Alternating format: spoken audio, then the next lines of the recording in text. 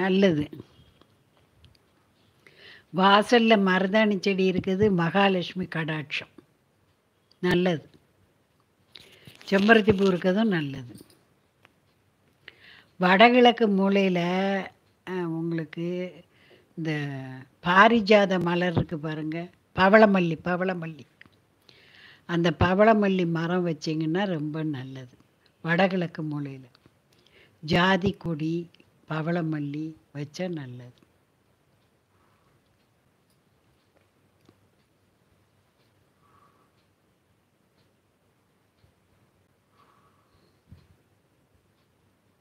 நல்லது.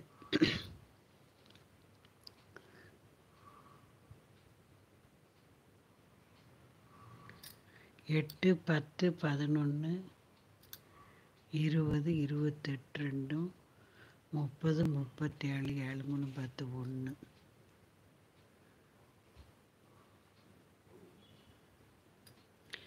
நீங்கள் திங்கக்கிழமை தோறும் சிவனுக்கு வில்வார்ச்சனை செய்யுங்க, சரிங்களா? வெள்ளிக்கிழமை பைரவருக்கு வில்வார்ச்சனை செய்யுங்க. வில்வம் கடன் தீரதுக்கு செவ்வாய்க்கிழமை கொண்டு கடன் அடைங்க. இப்போ நீங்கள் 1000 ரூபாய்க்கு 500 ரூபா அடைக்க போகிறீங்களா? செவ்வாய்க்கிழமை கொண்டு கொடுங்க. அதே மாதிரி வீட்டில் உங்கள் பீரோவில் ஒரு கிண்ணத்தில் உப்பு வைங்க. சமையல் அறையில் தென்கிழக்கு மூலையில் ஜாடி நிறைய உப்பு வைங்க. வெள்ளிக்கிழமைகளில் உப்பு வாங்குங்க. வாசலில் மருதாணி செடி வைக்க முடிஞ்சால் தொட்டியிலனாலும் வைங்க. மருதாணி செடி, துளசி இதெல்லாம் வாசல் முன்னால் தொட்டியில் வைங்க. மகாலட்சுமி கடாட்சம் பெருகும்.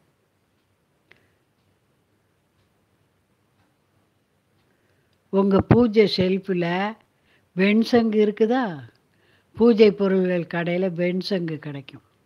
அது ஒரு பித்தளை தட்டத்தில் அரிசி பரப்பி அதில் வச்சு வெண்சங்கு வச்சு கும்பிட்டிங்கன்னாலும் நல்லது. உங்கள் வீட்டுக்காரரை எப்போதும் இடது பாக்கெட்டில் 10, 20 ரூபா பணம் வச்சே இருக்க சொல்லுங்கள். பணத்தட்டுப்பாடு தீரும்.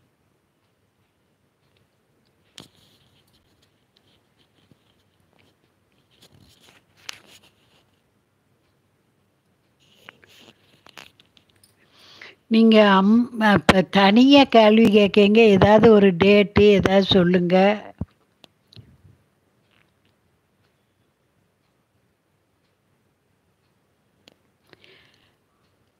வீடு யாருக்கு கொடுக்கணுங்கிறத விவரமாக சொல்லுங்கள்.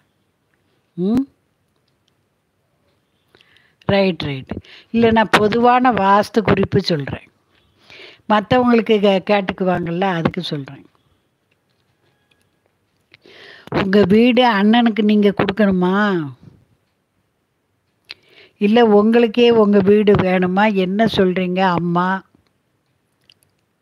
அம்மா மை வீடு அண்ணனுக்கு கிடைக்குமா ப்ளீஸ்மா?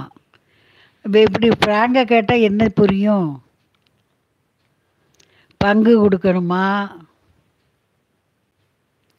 நீங்கள் செவ்வாயும் வெள்ளியும் போய் துர்க்கையை கும்பிடுங்க.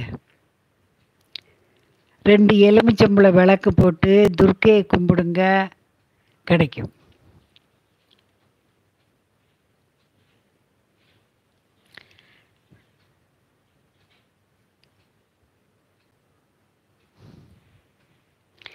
அமுதவள்ளி துளசி செடி வச்சுருக்குது நல்லது.